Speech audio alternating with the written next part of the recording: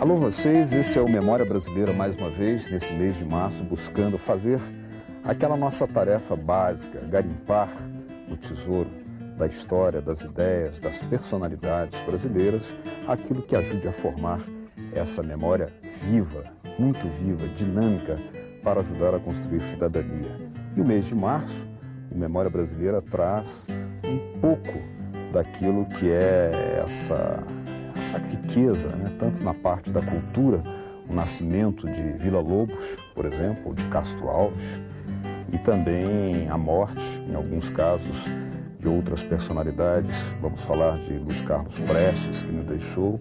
Vamos falar também do surgimento de algumas obras fundamentais do cancioneiro brasileiro, através do Braguinha, que nasceu no mês de março. Foi ele que nos deu, por exemplo, Carinhoso, esse nosso belo hino informal, o hino do amor ao Brasil, que é o Carinhoso.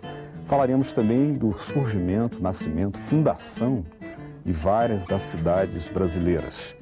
É isso que o Memória Brasileira tem para vocês aqui hoje. Esse é o trabalho que estamos começando e logo após o intervalo nós vamos começar falando da cidade de Salvador. Salvador, onde a tarde cai devagar, cidade cheia de história, da força da história, cidade que foi a nossa bela e primeira capital. A Memória Brasileira está começando.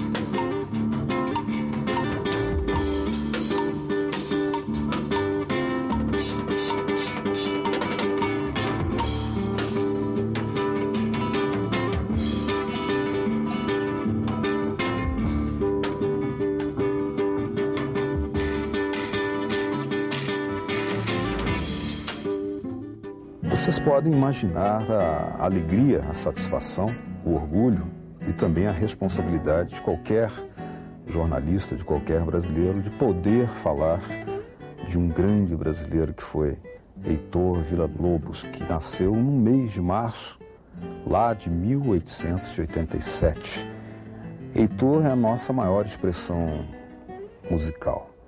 Ele foi reconhecido internacionalmente pela grandeza na forma de expressão tropical da sua música, uma capacidade de fazer a síntese da nacionalidade, e foi ele mesmo comprometido, totalmente comprometido e apaixonado pelas causas nacionais, pela afirmação da brasilidade. Villa-Lobos fez projetos da maior importância e muitos deles são extremamente atuais.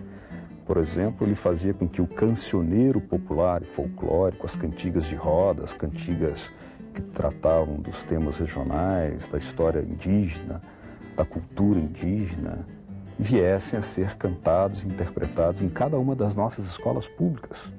Ele que regeu corais imensos de estudantes para fazer do canto um ato cívico, um ato de cidadania, para forçar exatamente esse amor ao Brasil. Não um amor abstrato, um amor de quem quer fazer dessa pátria realmente uma grande nação. E era esse o objetivo, o seu compromisso, a sua fusão de fazer isso, inclusive no sistema público de educação.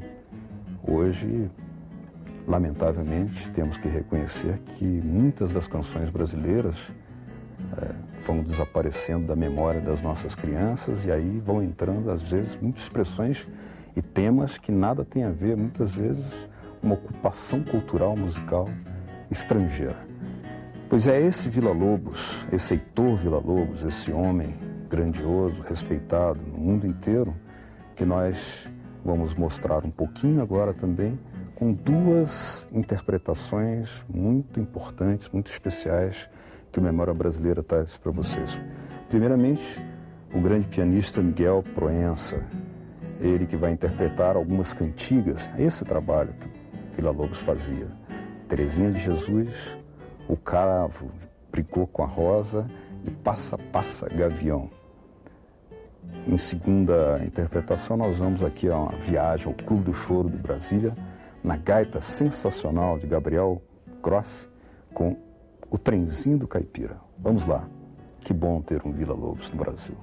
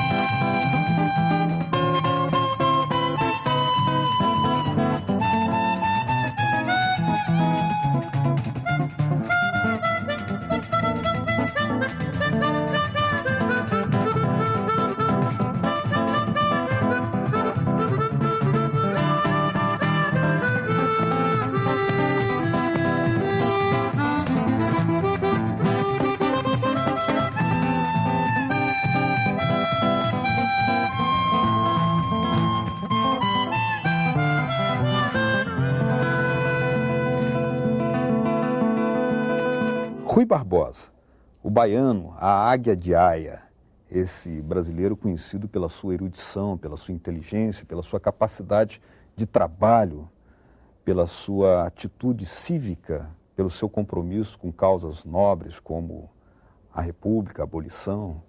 Ele que foi político, foi ministro, tentou por 2 vezes a candidatura presidencial sem sucesso, mas ele que deixou um lastro de exemplo muito importante para as novas gerações brasileiras que podem ter nesse baiano, esse grande baiano Rui Barbosa, uma fonte de inspiração para seguir um caminho de amor ao Brasil, de representar com decência, com dignidade, as nossas tradições e os nossos ideais de pátria. Candidata-se pela primeira vez à presidência da República em 1909, quando empreende a famosa campanha civilista contra o Marechal Hermes da Fonseca, vencedor da eleição. Novamente candidata-se à presidência em 1919, numa campanha memorável, mas é derrotado nas urnas por Epitácio Pessoa. Quando vim ao Rio de Janeiro e vi anunciado uma conferência de Rui Barbosa na Associação Comercial, eu fiz questão de estar presente nesse público da Associação Comercial. O certo é que eu ouvi o discurso dele, que ele tinha uma voz clara, se ouvia perfeitamente, fosse qual fosse a distância em que estivesse o auditório, de modo que hoje, entre os títulos de que me desvaneço, está isso de ter assistido a um discurso de propaganda de Rui Barbosa na última candidatura à presidência da República, em confronto com Epitácio Pessoa. A rigor, ele não tinha o apoio das forças políticas do Brasil, de modo que era uma candidatura para ser derrotada. Ao longo de sua existência, Rui Barbosa consagrou-se como notável orador, jurista de imensa cultura e defensor incansável das liberdades e dos direitos humanos. Rui Barbosa, a meu ver, representa o próprio Brasil, porque eu não vejo distinção entre prestar serviços a Rui Barbosa e prestar serviços ao próprio Brasil. As duas atitudes se confundem porque todas elas se refletem exatamente numa defesa dos interesses fundamentais do Brasil. Com poesia também se constrói uma nação. E é por isso que nós vamos falar agora, no Memória Brasileira, do Manifesto da Poesia Pau-Brasil, de Oswald de Andrade, publicado pela primeira vez em 18 de março de 1924, 2 anos, portanto, depois da Semana da Arte Moderna. Era, na verdade, um desdobramento daquele marco fundamental de uma cultura com a cara do Brasil que a Semana da Arte Moderna buscava, criticando, questionando e lançando sementes de uma nova estética, de uma nova maneira de ser dos brasileiros. A poesia está nos fatos, uma poesia sem formalismo, uma poesia, um jeito realmente de ser do Brasil, que busca no drama, na brejeirice, na tropicalidade, na mistura, encontrar uma forma de dizer palavras que construam a nossa cultura. Fiquemos então com um manifesto da poesia Pau-Brasil, de Oswald de Andrade. A poesia existe nos fatos. No pão de açúcar de cada dia, dai-nos, Senhor, a poesia de cada dia. No pão de açúcar. A contribuição milionária de todos os erros.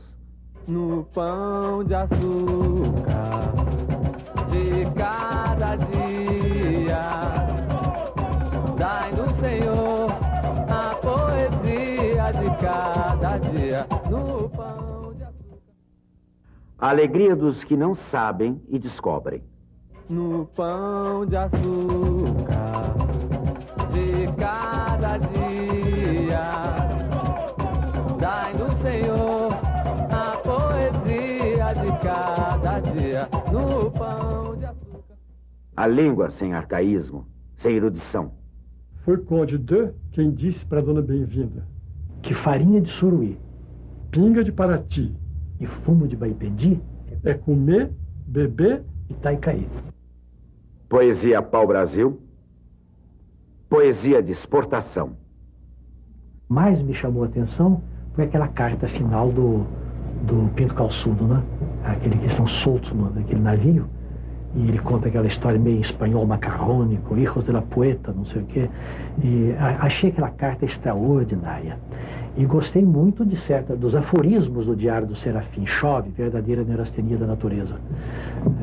Preciso me cultivar. Mas dizem que Napoleão era analfabeto. E São Tomás de Aquino só aprendeu a ler aos 40 anos, dessas maluqueiras todas. Eu achava isso muito divertido. Oxa,